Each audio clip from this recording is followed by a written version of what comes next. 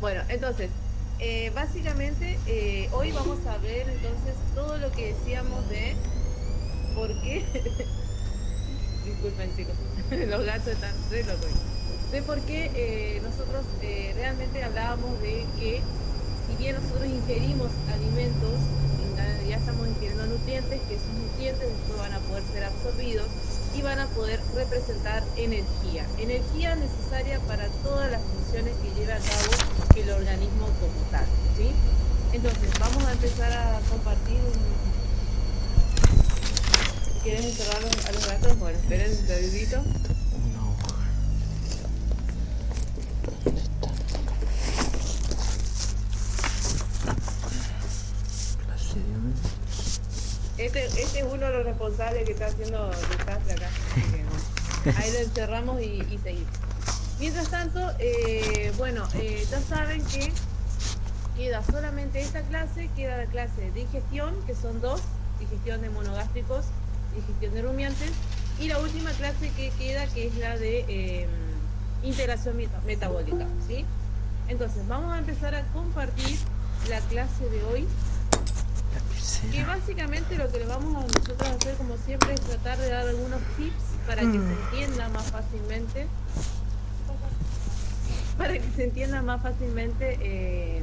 o cómo estudiar más fácilmente, ¿sí? Habrán visto el teórico, que tiene muchísimos nombres. Se podría grabar la clase. Esta clase en realidad no están pensadas para ser grabadas, chicos, esa es la realidad. Nosotros tratamos de buscar de internet algunas imágenes que como es que puedan servir para que pueda facilitar el estudio a ustedes, ¿sí? No sé si todos escucharon la clase de hoy, pero habrán escuchado un montón de nombres muy raros, complejos de hierro, todos en inglés, que por ahí uno sienta, o sea, cuando se pone a leer, por ahí es difícil entender y por ahí es difícil ubicarse en las células, fundamentalmente en la mitocondria, donde ocurre todo este proceso de la cadena respiratoria y la fosforilación oxidativa. Pero básicamente cuando hablamos de cadena respiratoria vamos a hablar de transferencia de electrones de un complejo a otro, y cuando van pasando electrones también acuérdense que en el núcleo del átomo nosotros teníamos un protón, teníamos el neutrón y teníamos el electrón, que por cada electrón nosotros teníamos un protón, ¿sí? Entonces lo que va a hacer esta transferencia es ir pasando los electrones por la cadena respiratoria y va a ir expulsando protones hacia el espacio intermembrana, que lo vamos a ver ahora. ¿Por qué es importante esto? Porque es esa fuerza que se genera con esos protones en el espacio intermembrana lo que termina activando la ATP sintasa, que es la enzima encargada de generar ATP, que es justamente para toda la maquinaria que se genera justamente para generar este ATP, que se va a usar en cualquier parte del organismo en condiciones de requerimiento energético, ¿sí? En realidad, en esta clase recién estamos definiendo o entendiendo de forma más completa lo que son las fracciones de oxidorreducción. En realidad, ustedes ya vienen viendo desde el ICB. ¿Por qué decimos que completamos la definición? Porque hasta ahora lo que veníamos viendo es que un compuesto se reducía cuando ganaba hidrógeno o cuando perdía oxígeno. Sí. Y se oxidaba cuando ganaba oxígeno o cuando perdía hidrógeno, pero en realidad acá las oxidorreducciones tienen que ver con transferencia de electrones. Un compuesto se reduce cuando gana electrones y se oxida cuando pierde electrones. Y eso es lo que va pasando a través de los complejos en la membrana interna de la mitocondria.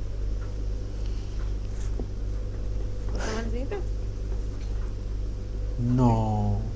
Bueno, ahí abajo un meme nada más para que vean el poder de la mitocondria, ¿no? La supermitocondria, que ya vieron que la mayoría de los metabolismos se llevan a cabo en esta pequeña organela. La semana pasada estaba cansada porque tenía los pesos y tenía que hacerla. Ahora está empoderada, porque se da cuenta de lo importante, el rol importante que tiene bioquímicamente hablando en el organismo.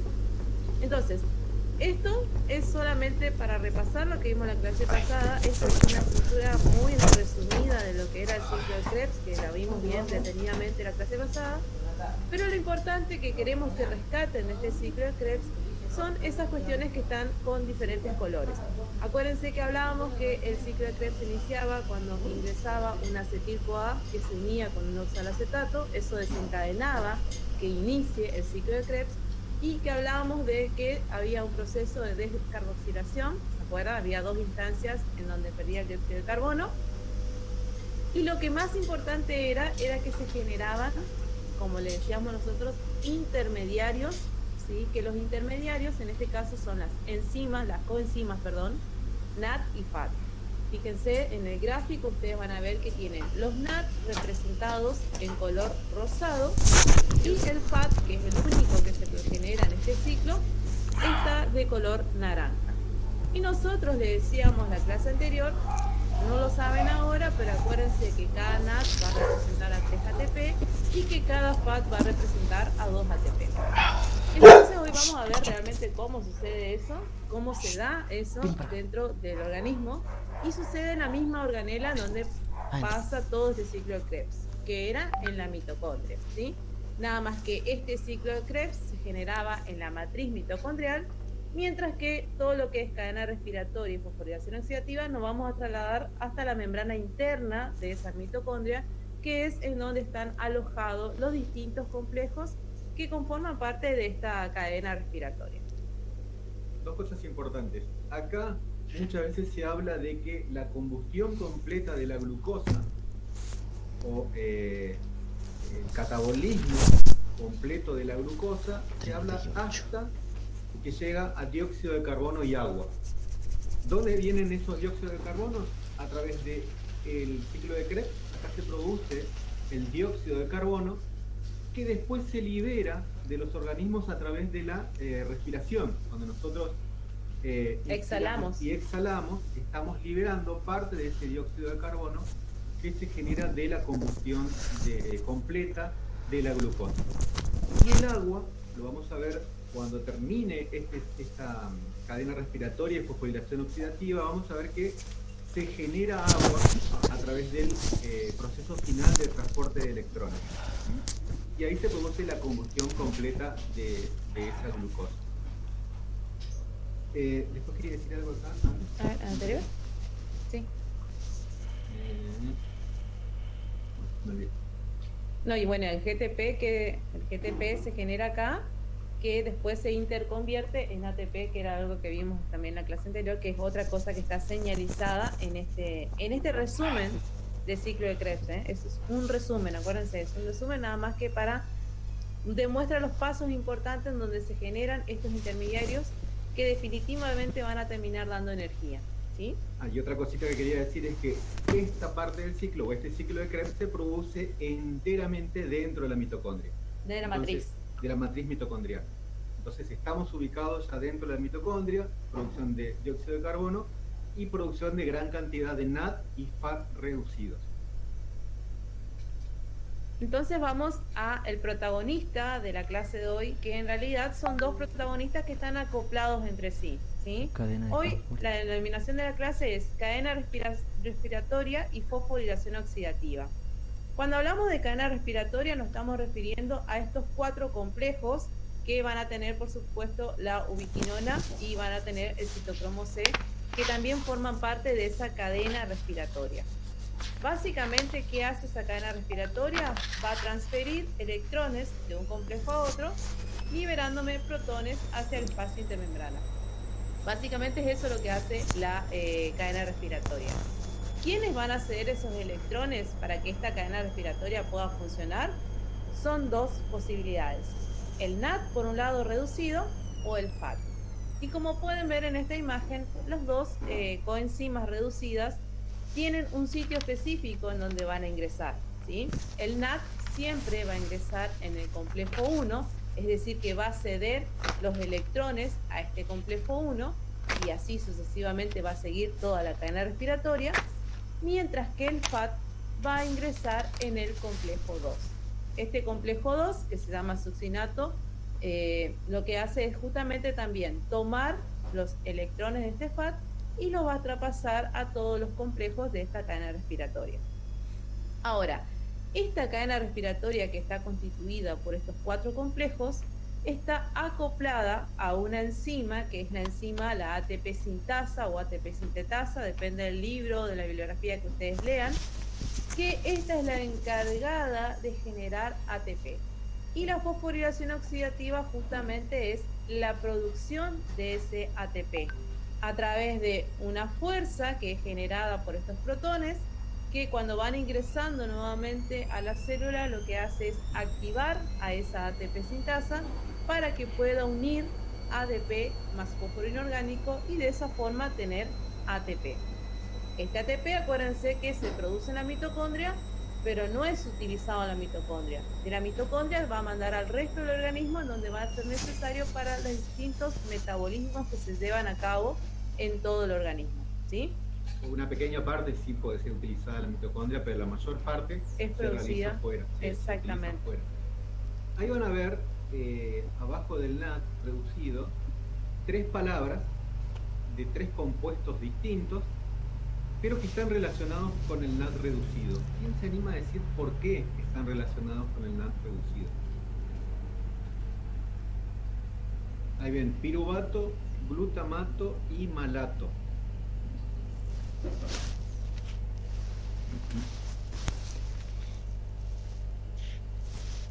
¿Algún voluntario?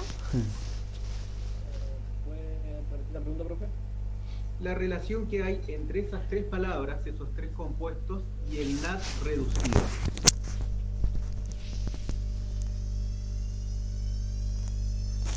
¿Por qué decimos que el piruvato puede generar NAT reducido? ¿A través de qué mecanismo? ¿O en qué reacción? ¿O en qué reacción?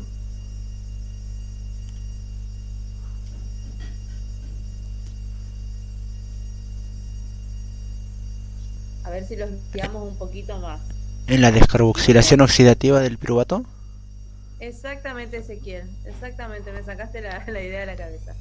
Justamente. Eso ya lo vimos en la clase pasada. Y vimos también en glucólisis. Y vieron también repaso en la parte de vitaminas, porque ahí participan muchas coenzimas que están formadas en su estructura por algunas vitaminas. Como el pirofosfato de tiamina, el ácido lipoico, el FAT, el NAT. Exactamente. Entonces lo venimos viendo en varios temas, es un tema importante. Lo importante es que de piruvato a acetil-CoA, es decir, la descarboxilación oxidativa del piruvato, se genera NAD reducido. Y ahí ven glutamato también. ¿Por qué el glutamato genera también o puede generar NAD reducido? Eso ya vimos en una de las primeras clases, por eso puede ser que no se acuerden. Metabolismo de proteínas, de aminoácidos y proteínas, ahí lo vimos. No, ese no me acuerdo.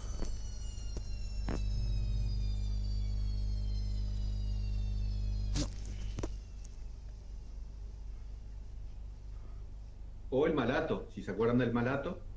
Que es más fresco y que recién lo acabamos de ver. ¿Ese es en la oxidación del malato, en el ciclo de Krebs? Exactamente. Krebs, en la última parte del ciclo de Krebs, de malato pasa a oxaloacetato y en ese pasaje, por la malato deshidrogenasa, se genera también NAD reducido. Y le respondo la del glutamato. El glutamato nosotros lo vimos cuando hablamos de transaminación, se generaba mucho glutamato y ese glutamato se desaminaba, se producía una desaminación del glutamato y ahí se generaba también NAD reducido. Y lo mismo con el FAT. El FAT dice succinato, ¿por qué? Porque en la parte del ciclo de Krebs, sí, donde participa el succinato, se generaba el FAT reducido del ciclo de Krebs. Y bueno, el glicerol fosfato por el metabolismo de los ácidos grasos. Sí. Ahí ven también que hay unas flechitas rojas que simboliza también energía. ¿Qué significa eso? En estas reacciones de óxido-reducción hay una cierta liberación de energía, de las cuales una parte de esa energía se utiliza para bombear los protones de hidrógeno desde la matriz de la mitocondria, desde ese lugar que está mostrando la profesora, hacia el espacio intermembrana. Hay 3 lugares donde se produce eso, que están en el complejo 1, en el complejo 3 y en el complejo 4, que son justamente los complejos que atraviesan completamente la membrana interna. Una parte de la energía entonces se utiliza para ese bombeo. Recordemos que es un bombeo contragradiente, es decir que se va desde donde hay menor concentración hacia donde hay mayor concentración, por eso hablamos de contragradiente. Y una pequeña parte de energía también se va en forma de calor. Cada vez que hay una reacción de óxido-reducción, hay una pequeña liberación de energía en forma de calor. Y como esta liberación es controlada, no se produce en un solo paso, sino que son pasos sucesivos, genera el calor que, por ejemplo, tenemos en nuestro cuerpo. El calor corporal, esos 37,5 grados, se generan en parte por la gran cantidad de reacciones óxido-reducción de las mitocondrias de nuestro organismo. Y cuando estamos en un proceso infeccioso, por ejemplo, aumenta nuestro metabolismo y por eso se genera esa fiebre que tiene un límite, 41, 42 grados. Hasta ahí podemos llegar de aumento de temperatura. Que hasta ese momento es compatible con la vida, después de eso ya no es compatible, entonces ahí se generan los distintos problemas. Y justamente no solamente va a estar aumentada la temperatura, sino que toda la actividad enzimática también va a estar aumentada. Entonces es como un círculo vicioso, por eso cuando hablamos de una enfermedad infecciosa, uno de los primeros síntomas que se nota justamente es la fiebre, ¿sí? Por eso siempre, bueno, sobre todo con esta cuestión ahora del coronavirus, una de las primeras cosas que controlan antes de que uno ingrese a un determinado lugar es la temperatura corporal. Porque si uno está con un proceso infeccioso, por más de que no tenga sintomatología externa, puede ser que tenga temperatura. Entonces, por esa cuestión es que se hace el control de temperatura en los distintos ámbitos donde uno quiere ingresar, ¿no? Y bueno, lo que es importante de sacar de recalcar es que esta zona de acá abajo es la matriz mitocondrial, para que ustedes se ubiquen en la mitocondria, y esta es el espacio que queda entre la membrana interna y la membrana externa, que se llama espacio intermembrana. Ahora, ¿qué sucede?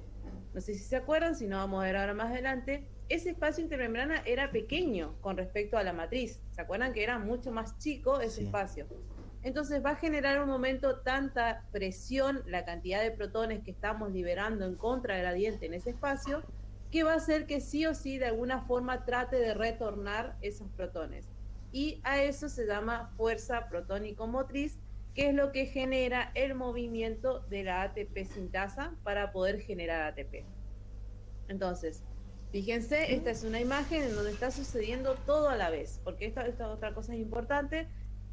Está sucediendo todo a la vez en el organismo. Entonces, vamos a ver el ejemplo acá. Si venimos del metabolismo de la glucosa, vamos a obtener piruvato. Ese piruvato puede entrar tranquilamente a la mitocondria, porque tiene un transportador que es exclusivo para ese piruvato. Y ustedes saben que para que ese piruvato entre al ciclo de Krebs, primero tiene que, como bien dijo Ezequiel, tiene que descarboxilarse. Cuando se descarboxila ese ATP, ese piruvato, perdón, puede entrar al ciclo de Krebs. Ese acetil-CoA entonces venía de este origen, ¿no? Ahora, el mismo acetil-CoA dijimos nosotros que es una encrucijada metabólica, porque puede venir de otros orígenes. ¿Qué otro compuesto me puede dar acetil-CoA, aparte del piruvato? Ahí lo ven representado de un color verdecito.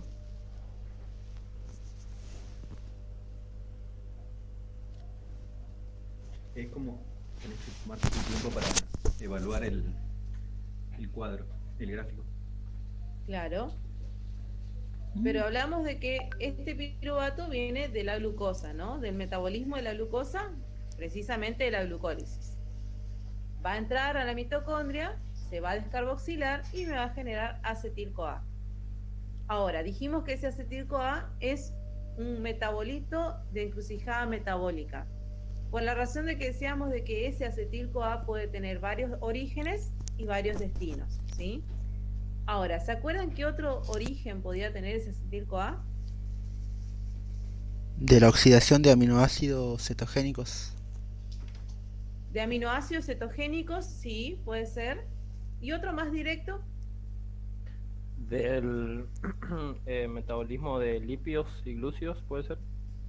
Acuérdense, ¿dónde se generaba esa beta oxidación? ¿En qué organela? En el hígado. ¿En el hígado? El hígado es el órgano, pero ¿en qué organela? Es mucho más chiquito todavía la célula. Que acuérdense que no podía entrar, entonces tenía que tener un traslocador, porque una membrana era más permeable que la otra.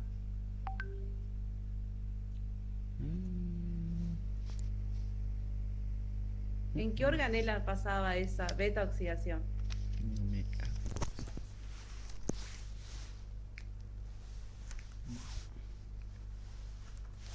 Ir en una no le van a Que es dar. donde pasa casi todo, justamente. Por eso. En la matriz mitocondrial. Exactamente, acuérdense, fíjense, esta sección verde que ustedes ven acá está representando a grosso modo la beta oxidación.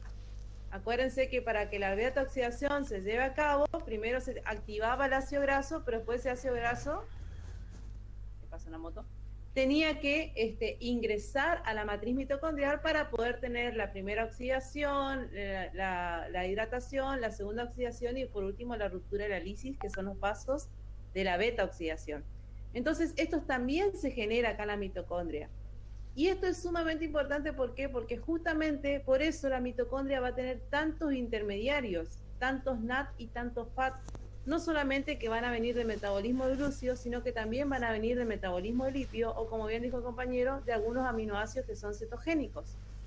Entonces, todo se nuclea en esa matriz mitocondrial, que se lleva a cabo el ciclo de Krebs, y en el ciclo de Krebs tenemos también más intermediarios como NAT y FAT. Y todo eso va a ser canalizado a través de esta porción que ustedes ven acá abajo, que es la que representa a esta cadena respiratoria, en donde va a recibir a los NAT y va a recibir a los FAT de los distintos metabolismos. Acá ya no hablamos solamente de glucosa, hablamos de la degradación de glucosa, la degradación de ácidos grasos, de algunos NAT o FAT que que hayan sido producto de otro metabolismo y que ingresen como NAT o como FAT dentro de la mitocondria. Entonces lo que va a hacer es nuclear todo eso, se genera como un fondo común de NAT y de FAT, no importa el origen de donde vengan. El asunto es que esos NAT y esos FAT van a terminar dando electrones y van a terminar alimentando a esta cadena respiratoria para generar ATP. Entonces, volvemos a lo mismo. El NAT siempre va a ingresar en el complejo 1 de esta cadena respiratoria y el FAT siempre va a ingresar en el complejo 2. De esto, lo importante es que solamente el complejo 1, 3 y 4 se comportan como bomba de protones, porque son los únicos que atraviesan toda la membrana interna de esta mitocondria. Por lo tanto, son los únicos, como ustedes ven ahí en el gráfico, son los únicos que pueden liberar protones hacia el espacio intermembrana que está representado por acá afuera, ¿sí? Este espacio intermembrana se llena mucho de tantos protones que llega un momento que no aguanta la presión, entonces esa fuerza lo que hace es tratar de volver a ingresar. ¿Y cómo va a tratar de volver a ingresar? Va a tratar de volver a ingresar a través de la ATP sintasa, que es la que genera realmente la formación del ATP. ¿Algo que quieras aportar acá? No, acá se podría agregar también, aparte de los NAT y de los FAT que vienen de todos esos lugares que dijo la profesora, que también, si recuerdan, se podían reducir los NAT fosfatos. No vamos a entrar ahora porque lo vimos medio por el costado, pero también había metabolismos en donde se generaba NAT fosfato reducido. Ese NAT fosfato reducido puede utilizarse, por ejemplo, para pasar esos hidrógenos al NAT, formar NAT reducido, y el NAT reducido volver a generar esta cadena de electrones. También para que tengan en cuenta que uno de los que podía participar acá también es el NAT fosfato reducido.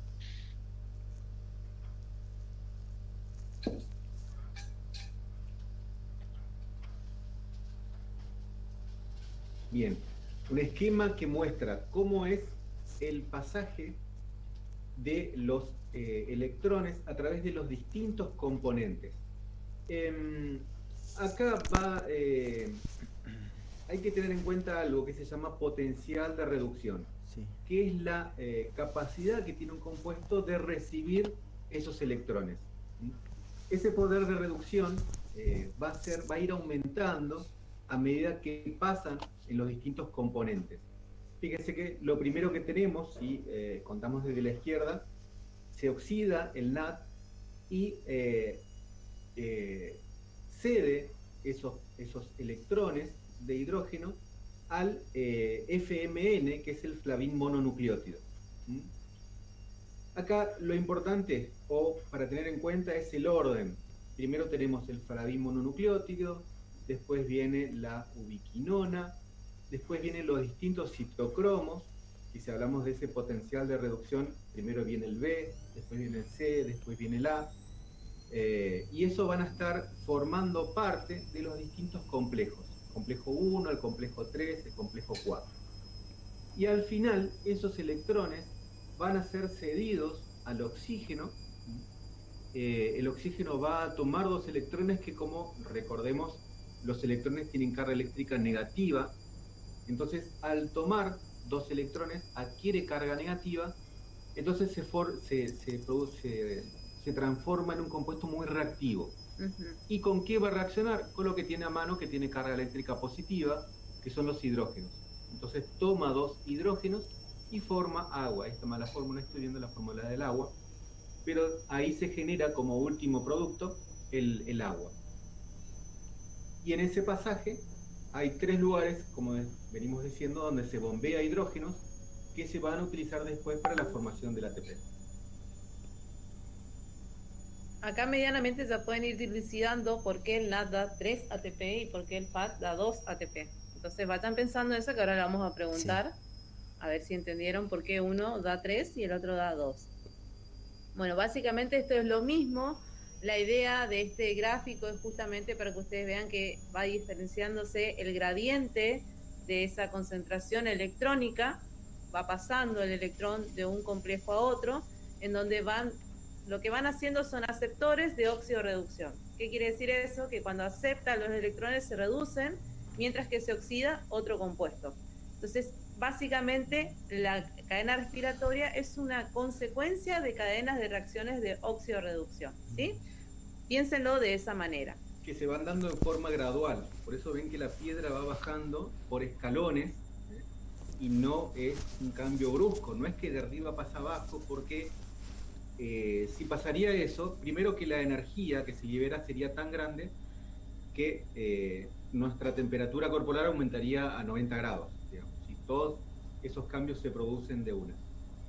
Y otra es que la liberación de energía en forma gradual permite que parte de esa energía se pueda ir aprovechando a medida que van pasando a los distintos componentes. Bueno, acá sí está bien la fórmula del agua. Ahí está bien. Entonces vamos a ver acá cómo funciona. Es un videito cortito que está en YouTube. Lo pueden buscar como ATP sintasa. Bioquímica del Pastor se llama la página. Donde básicamente les muestra cómo funciona esa ATP sintasa, ¿sí? Acuérdense que esa ATP está constituida por unidad F sub 0 y una unidad.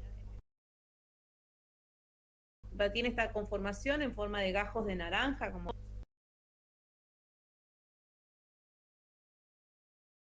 los protones que están acumulados en el espacio intermedio. Usando esos protones va a ir rotando, ¿sí?, las posiciones de esa ATP sintasa con el fin de ir y de esa forma liberar ATP por los organismos vivos. Esto abarca vamos a el tema de mostrarle. oxidación biológica. O le dejo el audio, ¿no? Sí. Bueno. Por supuesto, estamos ubicados siempre, acuérdense, se da todo en la mitocondria.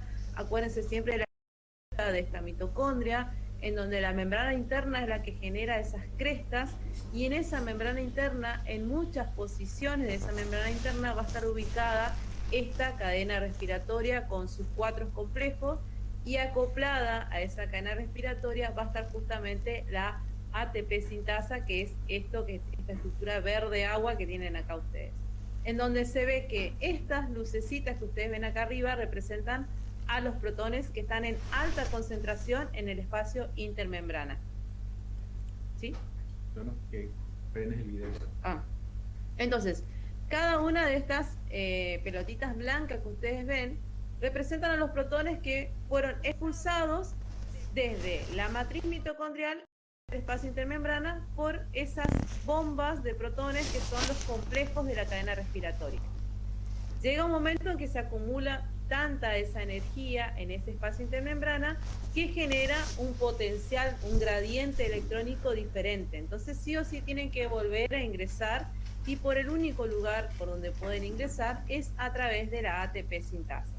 Entonces cada vez que ingresan los protones, que van a ingresar de a pares, lo que va a hacer es que vaya girando esta conformación y vaya tomando por un lado ADP, que es lo que ustedes ven acá, con un fósforo inorgánico. Entonces va a tomar ese ADP más ese fósforo inorgánico y lo que va a hacer es unirlo para terminar dando ATP. Entonces vamos a ir viendo, fíjense, ahí va a mostrar cómo va ingresando esos protones que están en el espacio intermembrana.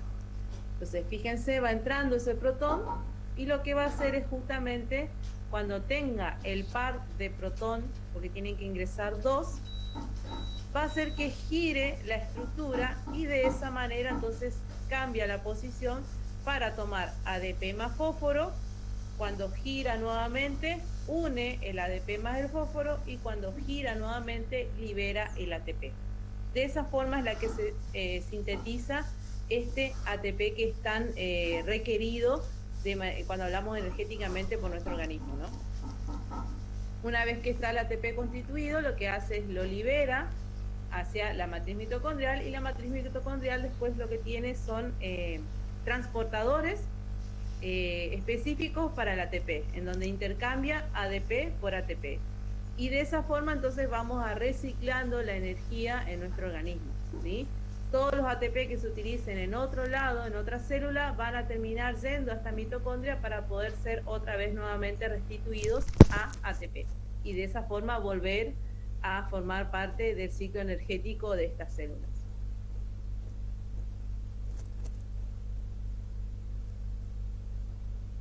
Es importante que sepan que esto no está todo el tiempo activo, sino que tiene que estar el estímulo y el gradiente suficiente electrónico dentro de la membrana, el espacio intermembrana, para que esta ATP sintasa funcione, ¿sí?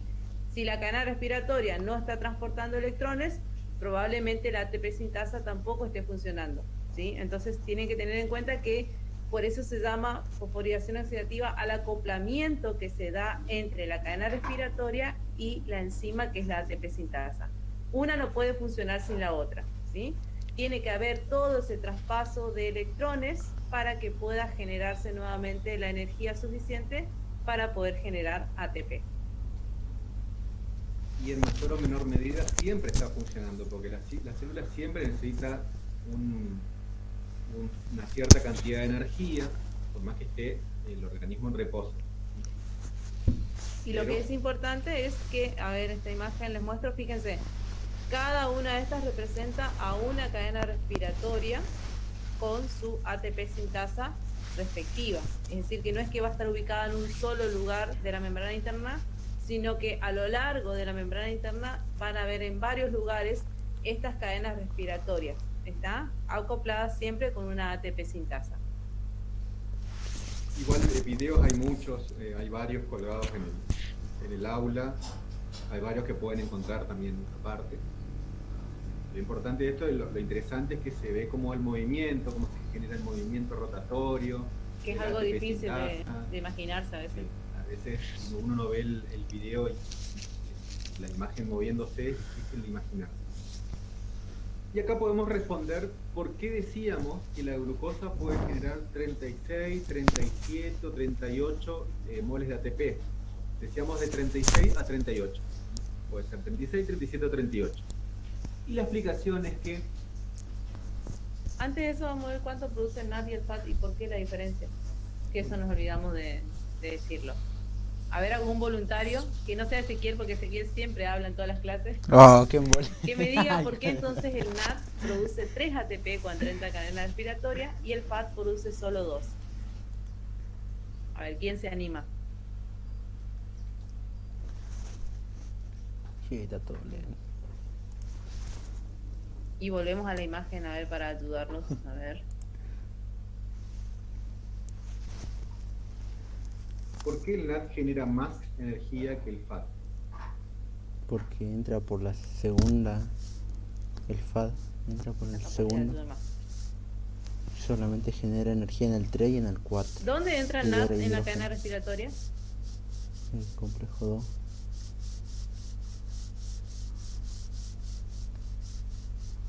El NAD en el 1. A ver, ¿algún voluntario? FAD en el 2. Si no hacemos el dedómetro, que es llamar a alguien que el primero que aparezca.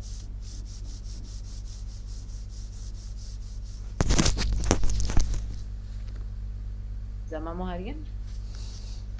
Mientras piensan, podemos decir que la relación NAD 3 ATP y FAT 2 ATP es más bien teórica que práctica, porque se fue viendo con las distintas investigaciones que en realidad el número más exacto es que el NAD genera 2,5 ATP y que el FAT genera 1,5. Exactamente, y que se redondea por una cuestión de que no siempre tampoco es 2,5, sino que depende del potencial de energía. Como yo les dije hoy, esto en realidad se habla de gradiente de concentración eléctrico, entonces depende de ese potencial de energía, es la cantidad de ATP que genera. Y siempre da con números decimales, digamos. Entonces, por una cuestión de ponerse de acuerdo, convencionalmente se sabe que el NAD produce 3 ATP y que el FAT produce 2. Pero realmente sabemos que no es en así. realidad todo esto sigue en investigación. Esto es de todos los temas que nosotros damos. Esto es, creo que el que se descubrió más Último. recientemente. Sí, sí, No sé en qué año ganó el Nobel Mitchell. sí. Lo miro si querés. Pero... Creo que en la década del 80. Entonces, bastante nuevito esto y se están haciendo investigaciones, se están descubriendo cosas nuevas con respecto a este tema. Por ejemplo, cuando hablábamos del tema anterior, Krebs, que ganó el Nobel en 1953, y también en este tema, Mitchell, que fue el que descubrió cómo se generaba ese potencial de hidrógenos en la membrana, también ganó el premio Nobel, pero no sé en qué año. En el 78. En el 78. Fíjense, 20 años después de Krebs, ganó Mitchell el premio Nobel con esta investigación, década del 70, fines del 70, principios del 80. Y todavía, obviamente, hay muchas cosas que no están del todo claras y que se siguen investigando. Entonces retomemos la pregunta. ¿Por qué piensan ustedes, no importa si se equivocan, pero necesito que por lo menos se detengan 2 segundos a mirar esa imagen y pensar por qué creen ustedes que el NAD da 3 ATP y el FAT da 2 ATP?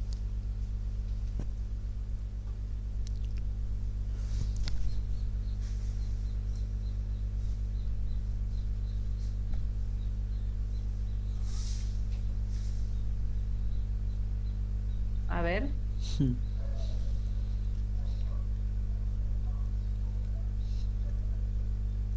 Miren que Ezequiel se sale la vaina por contestar. Sí, exacto. Porque el NAD ingresa en el complejo 1. Entonces hacemos ese recorrido, Vilma. Exactamente. Fíjense, el NAD ingresa en el complejo 1 y acá que libera un par de protones. Esos electrones pasan al complejo 2. ¿Este complejo 2 libera protones? No, ¿Sí o no? no. No. El complejo 2, el que chiquitito este de acá, ¿libera protones? Ay, va al baño. ¿Sí o no? Según si miramos esta imagen. No, no libera, profe. No libera, exactamente. Entonces, libera el complejo 1, libera el complejo 3 y libera el complejo 4. Entonces, si seguimos el recorrido del NAD, acá tengo un par de protones, 2 par de protones, 3 par de protones. Estos van a representar en 1 ATP, 2 ATP, 3 ATP. Ahora, miremos el recorrido que hace el FAT. ¿El FAT dónde ingresa? Ingresa en este complejo 2. Entonces, si miramos este complejo 2, el FAT hace este recorrido, de acá hacia la derecha, ¿no? entonces va a liberar solamente un par de protones acá y otro par de protones acá. Si hablamos de cantidad de ATP, esto sería un ATP y esto sería 2 ATP. ¿Sí? ¿Entienden entonces la diferencia de por qué uno da 3 y el otro da 2?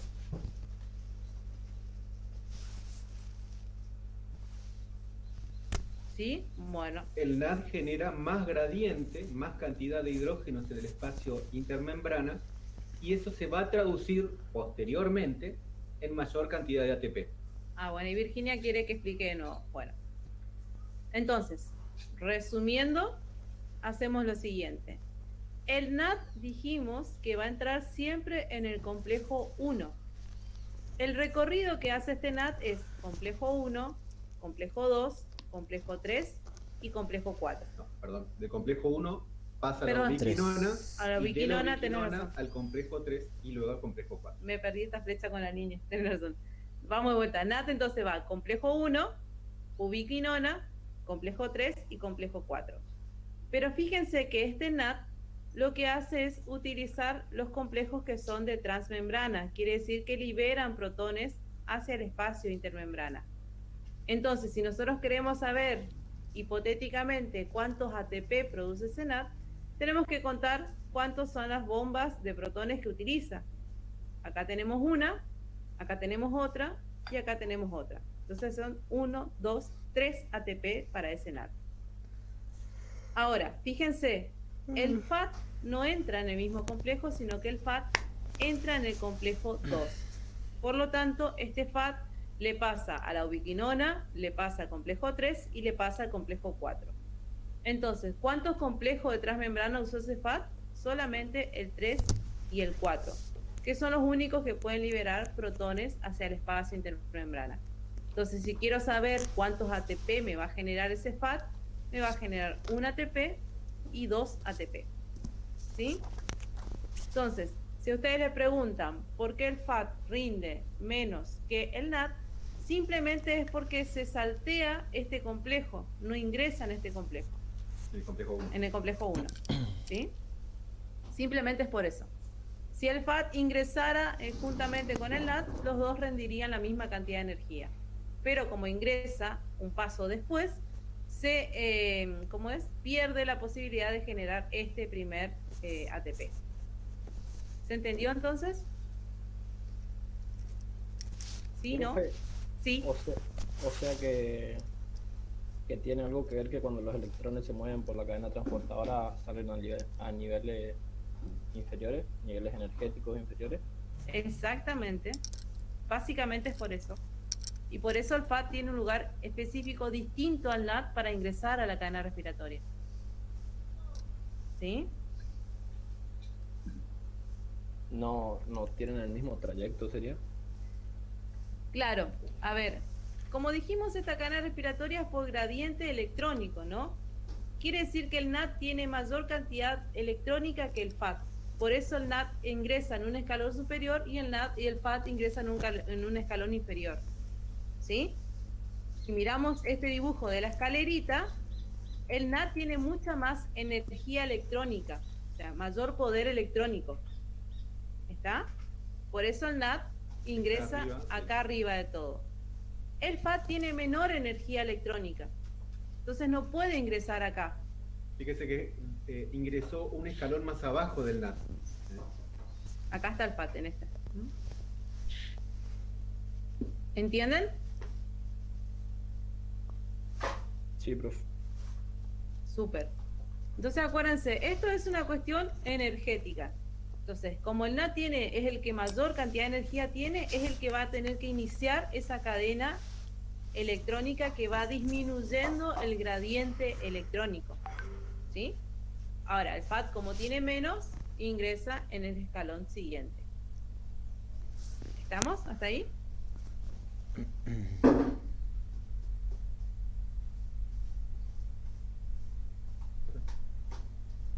Bien. Entonces ahora sí podemos ver por qué Bien. es 36, 37, 38. La oxidación completa de la glucosa podría producir 36, 37 o 38 moles de ATP. La explicación tiene que ver con el NAD.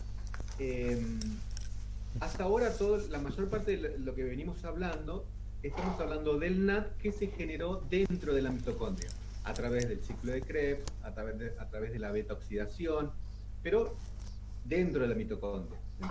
Y si recordamos, en la glucólisis que se producía en el citoplasma, se producían 2 NAD reducidos.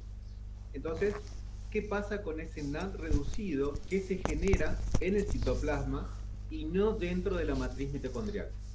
Esto es para que sepan. Necesitan energía. ¿Por qué esa diferencia? ¿Por qué a veces es 36 ATP y a veces 38? Y la respuesta está acá. Hay que aclarar que esto no le vamos a preguntar, no se dio en el teórico, simplemente para que ustedes sepan por qué puede ser 36 a 38. Y la respuesta es que ese NAD reducido debe ingresar a la matriz mitocondrial para generar toda esta cadena de transporte de electrones. Y el sistema que utiliza para ingresar se llama sistemas lanzadera o conmutadores. Que hay 2 sistemas lanzadera. Un conmutador que se llama malato-aspartato, que ustedes lo ven arriba, en donde ese NAD, a través de un sistema un poco más complejo, pero digamos que ingresa en forma de NAD reducido. Y el otro conmutador es el glicerofosfato, en donde el NAD ingresa, pero en forma de FAT reducido. Entonces, recordemos que teníamos 2 NAD reducidos que se generaban en glucólisis. Esos 2 NAD reducidos pueden ingresar a través del conmutador malato-aspartato y generar NAD. Puede ingresar uno en forma de NAD y otro en forma de FAT. Primero, si ingresan los 2 en forma de NAD, el rendimiento energético va a ser 6 moles de ATP. Por lo tanto, 38, desde que contamos desde el inicio de la glucólisis hasta el finalizar la cadena respiratoria, ahí serían 38 ATP, si es que entra por este conmutador de malato-aspartato. Supongamos que de esos 2 NAD reducidos, uno ingresa como NAD y otro ingresa como FAT. ¿Ahí cuántos ATP vamos a tener?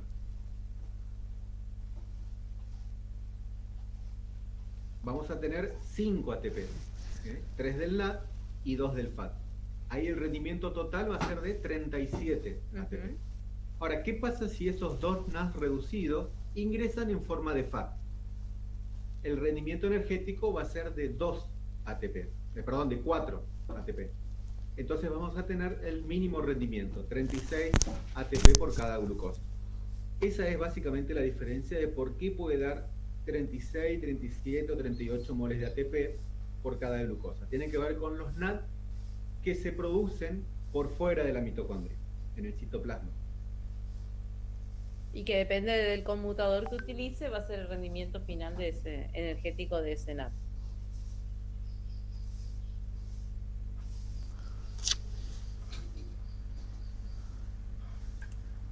¿Alguna pregunta, chicos? Sé que les parece complicado, pero básicamente dedíquense a la parte que nosotros le acabamos de dar, es decir, cómo están conformados los compuestos, dónde ingresa cada intermediario y por qué va a rendir ese diferencial electrónico, por qué uno rinde más que el otro, ¿sí? Y cómo se acopla la ATP sintasa a esa cadena respiratoria. Y más allá de la ubicación y bueno, cómo funciona, ¿no? Pero sé que hay nombres que son por ahí muy complicados, esos nombres por ahí no se los estudian tanto, sí estudian la secuenciación que se da en la cadena de electrones, que del complejo 1 pasa a la ubiquinona, de la ubiquinona complejo 3, citocromo, complejo 4 y así sucesivamente, ¿sí? Y lo que tienen que saber es que adentro de cada complejo lo que van a ver son sustancias que pueden generar reacciones de óxido-reducción, porque acuérdense que van a ir recibiendo electrones, entonces cuando van recibiendo electrones, se van a ir reduciendo a expensas de otra sustancia que se oxida, ¿sí? Y que por cada par de electrones que va pasando en la cadena respiratoria van a liberar un par de protones hacia el espacio intermembrana, ¿tá? Básicamente eso es un resumen de lo que es cadena respiratoria. ¿Alguna pregunta? Yo, profe, Sí. en lo del ATP sintasa, ¿cuántos electrones, o sea, cuántos hidrógenos van ingresando por cada vuelta? Digamos, ¿cuánto utiliza para generar un ATP? Mira, muchas, en realidad te dice que es un par, ¿sí? Un par de electrones va a representar a lo que es un ATP. Por eso el NAD libera 3 pares, es decir, 6 protones, por eso te da 3 ATP, y el FAT libera 4, entonces por eso te da 2 ATP. ¿Sí? Pero no lo tomen tan lineal. No lo tomen lineal. Porque no es tan estricto. Además, como dijimos, ese número de 2 o 3 en realidad es una convención generalizada como para decir, bueno, vamos a decir que el FAT rinde 2 y que el NAT rinde 3, pero en realidad si uno tiene que medir energéticamente, le va a dar 1,5, 1,6, 2,6, 2,7, ¿entienden? Y eso va a depender del gradiente justamente electrónico que esté disponible en ese momento. Bien. ¿Sí, Ezequiel? Sí, profe. Súper. Después tengo una pregunta, pero de la clase pasada. Sí, Ezequiel, preguntanos nomás. Va, en realidad, si me podría explicar el complejo alfa-cetoglutarato deshidrogenasa. Porque sé que son varios pasos que no los llegué a entender bien. Esperame un segundo que voy a ver si encuentro una imagen como para... ¿Del ciclo de Krebs, Ezequiel? Sí, del ciclo de Krebs. Si vos ves, la participación no es de una enzima, sino de un complejo enzimático. Sí. En realidad ahí son varias reacciones, pero nosotros la reducimos a una. Y las coenzimas que participan son prácticamente las mismas que el complejo piruvato deshidrogenasa. Sí. ¿Por qué? Porque participa el NAT, participa el FAT, la la coenzima A. coenzima A. Acá, Ahí tenemos la imagen. ¿Esta? ¿Esta te va? Sí. Entonces ponemos esta a copiar. Vamos a poner acá abajo.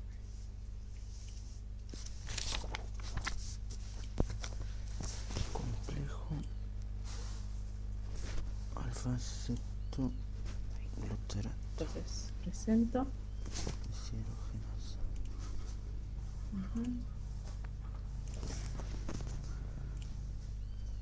Esta sería del ciclo de Krebs. ¿Sí ves?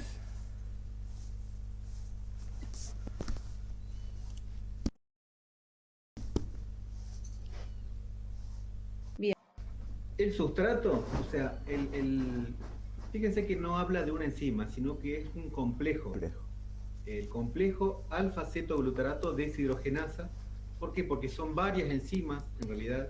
Es una secuenciación de reacciones. Esto es un resumen, en realidad hay varias reacciones en el medio que nosotros en general no preguntamos. No creo que haya dado la profesora en el teórico, me parece que no. Pero es un complejo. ¿Cuál es el sustrato? El sustrato es el alfa-cetoglutarato, que ahí ven la fórmula, es un alfa-cetoácido De 5 carbonos. de 5 carbonos, y van a participar el NAT como coenzima, la coenzima A también participa, y va a generar succinil-CoA, y se va a liberar, este es uno de los lugares en donde se libera el dióxido de carbono. Se va a formar el succinil-CoA. Ahí está el delta G, pero eso no vemos nosotros, no importa. Pero básicamente lo que hay que saber acá, Ezequiel, es que ese alfa-cetoglutarato que tenía 5 carbonos pasa a un compuesto que tiene 4 carbonos, que es el succinil-CoA, con la liberación de dióxido de carbono.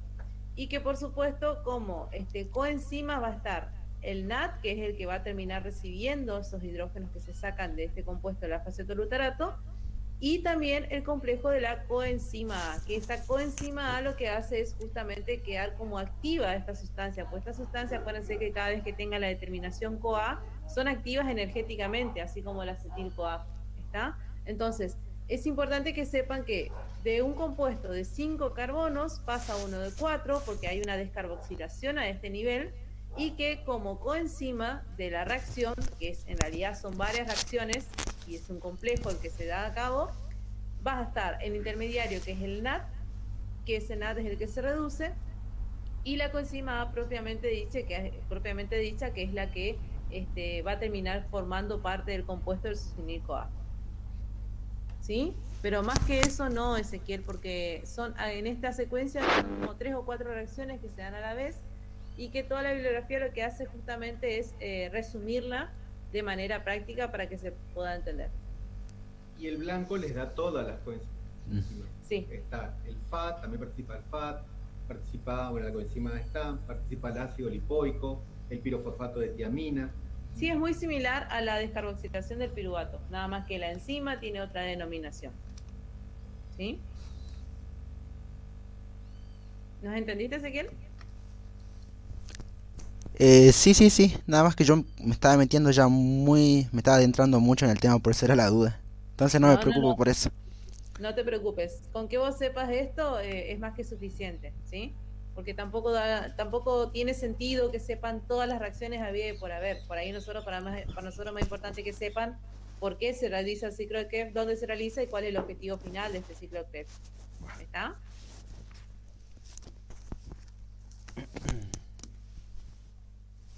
Lo mismo con la descarboxilación del piruvato. Si vos estudias esa reacción y esta, vas a ver que son muy parecidas. Se descarboxila, pierde dióxido de carbono, participan las mismas coenzimas. Y queda una sustancia activa, que es el succinil-CoA o el acetil-CoA. Y son reacciones que se producen en 3 pasos, de los cuales nosotros no entramos en el detalle, sino que lo vemos como una reacción sola. Bueno, si no hay preguntas, entonces nos vemos el jueves, si Dios quiere. Bueno, profe, chau. Chau. Cuídense, eso sí que cuídense mucho y estudien, que no queda nada, ya terminamos.